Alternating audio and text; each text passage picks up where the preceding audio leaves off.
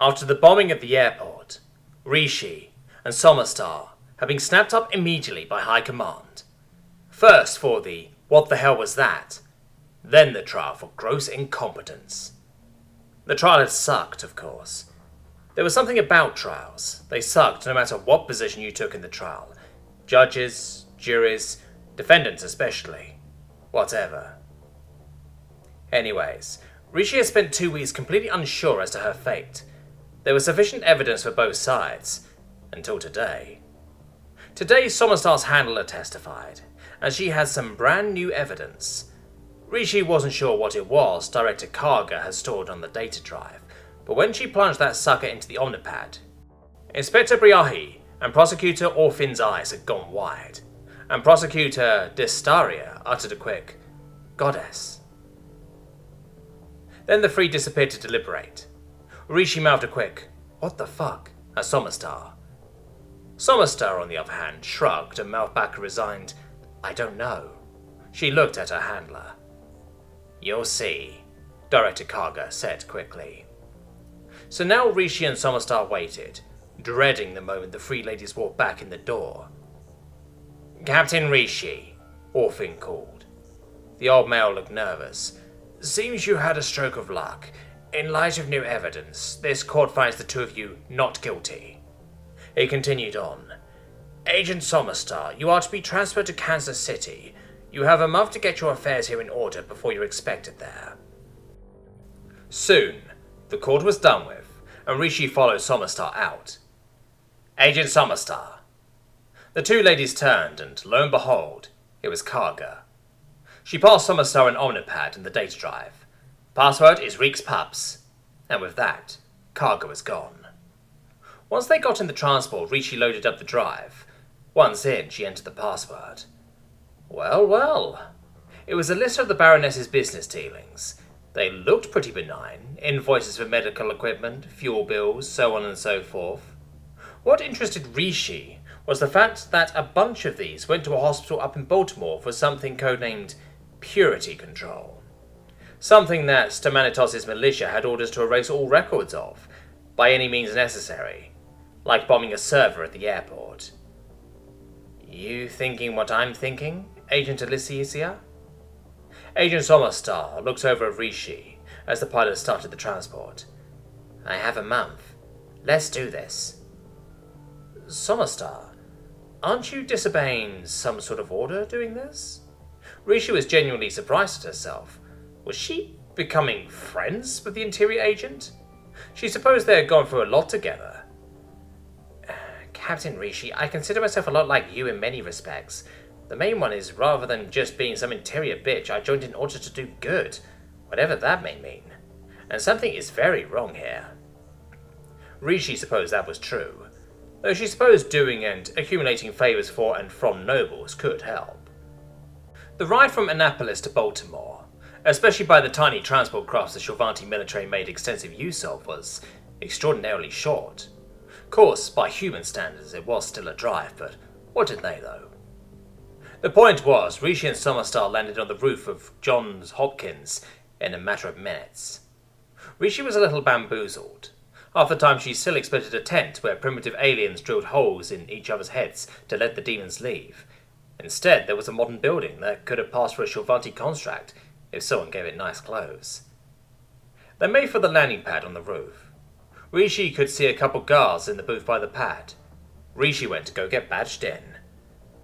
"Hello, welcome to the Johns Hopkins Interspecies Medicine Center. How can I help you?" Like security guards everywhere, this one was bored out of her skull. Rishi didn't really know what to say. "Purity Control?" "Right. If you'll look into the camera." Rishi stared into the camera as it went click and took her badge from the slot. She clipped it on her uniform. "Freight elevator on the left." Rishi opened the doors and shoved aside the big metal cage. Once that ordeal was done with, she waited for Somerstar to do the same. She held the elevator door as Somerstar made her way in. "Basement," the interior agent said. "They're keeping Purity Control down there. What do you think it is?" Rishi looked around the dull metal box she now found herself in. The way it's all secret, and with a name like Purity Control, it can't be good at all. I agree. Change of subject. How are you making out after the events at the airport? Oh, God. Honestly, I'm at my fucking wit's end. This whole damn planet, everything that's happened, not just the airport. I've had to go to therapy, Somerstar said, matter of fact. That struck Captain Rishi like a slap to the face. What? You didn't just get PTSD therapy? Somerstar shook her head. PTSD negation therapy only deals with surface symptoms, hallucinations, nightmares, whatever. To borrow a human term, there's still a general malaise left behind. I've been working through it. To be honest, Rishi had never thought about it. Luckily, she was spared an awkward silence when the elevator pinged to a stop. You ready? She signed. Agent Alicia Somerstar took a moment to compose herself. Ready. The two stepped out, and were immediately addressed by someone wearing a hazmat suit. No hood, though. That she held under her arm. Can I help you? Rishi opened her mouth, but Somerstar jumped right to it. Agents Risha Greaves and Alicia Demdes of the Empress Health and Safety Inspection. We're here to ensure that all research, ethical or otherwise, is held up to the official health or safety standards set by the Shilvanti Imperium. Specifically, we need to look at the project known as Purity Control. Well, Rishi was impressed. Rishi wanted to say doctor. The doctor, not so much. How the hell did you find out about that? Ma'am, Rishi threw in, a little sigh for good measure. Do you want to be the reason Purity Control gets shut down? Fine. Goddess, just shut up. Come with me. Rishi and Somerstar followed the doctor through the darkened halls. Other doctors would snake in and out of rooms, pushing gurneys or carts of equipment. Rishi tried to see what was under the sheets on the gurney, but couldn't get a good view. Purity Control, the doctor explained, is our own little attempt to contribute to the occupation of this world. We believe that the key to a happy and complacent populace is health. Rishi and Somerstar looked at each other. It all sounded so nice. There had to be a but. So with the kind support of the Stamanitos family, we have a blank check for whatever resources we need to perform. What's left, of course, she chuckled darkly. They ensure we have a fresh supply of bodies, too. Rishi peered through the blinds on a window. Inside, she could see hazmat-suited surgeons operating on someone. And where, perchance, do you get these bodies? Oh, shit, trade secret, but rest assured most of these are convicted criminals. Captain Rishi could feel the blood draining from her face.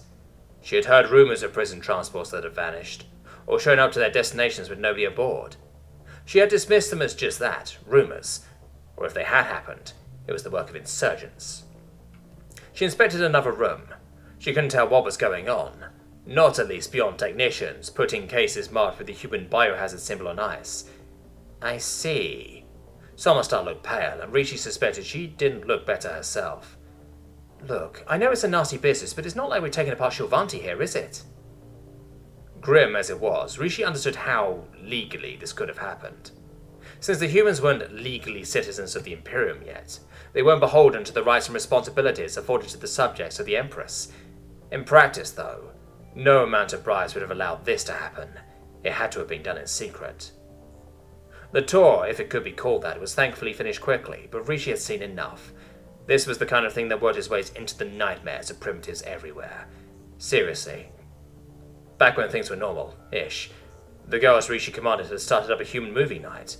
One of the first ones they had watched was a film called The Men Behind the Sun.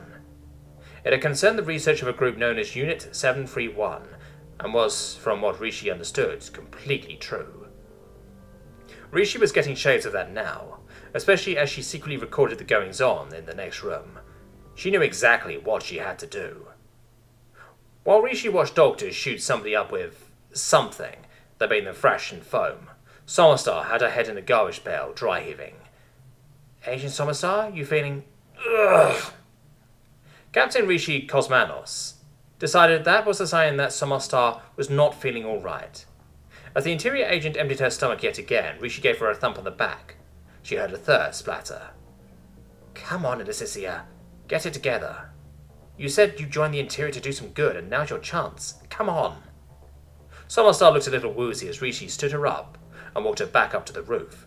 They were done here. As soon as they got to the roof, the guard grabbed her pistol. Rishi, however, had had enough. She wrenched the pistol from the girl's hand, producing a satisfying crunch. As the guard nursed her hand, Rishi gave her a swift, foot-up-the-couch-level kick to the crotch, and threw her over the side before getting back on the transport. "Goddess is above," Summerstar sighed. "Whatever happened to 'we are the good girls'? This isn't supposed to happen." She leaned her head back, pinching the bridge of her nose. "All those people in there." "It's okay, Leticia." Rishi pulled out her omnipad. "We have a way to blow this wide open." She played the footage she recorded. "Show this to the right people. Boom. No more purity control." "You don't get it, do you?" A tear rolled down Summerstar's face. "You heard the doc. This goes all the way up to the Baroness. She'll just make us disappear and start the project up again. I'd know. I've disappeared people for her before," she sniffed. "It's okay, Agent. You forget where we are. This is Earth, where the humans also disappear people. When we get back to base, I'll take out a bounty on her. The humans will do the work for us." It had been a busy month for Uncle Bill and I, but as June rolled to a close, we talked to all of the people on the list. We hit up gangsters, drivers, criminals, smugglers, and all manner of other types. We had bikers smuggling drugs out and guns in. The foreman at the chemical plant outside of Eastwich was producing info for us. Hell, even Miss Perkins at the bookstore in Grimsville was building us up a who's who of the various players. We had weapons and equipment, sabotage jobs, and most importantly, information being smuggled around town. And we had ourselves a big one on the dark web, namely a list of bounties called the Wanted poster. Far from just a list of names, this one was constantly updated, and people could claim the bounties as long as they had evidence.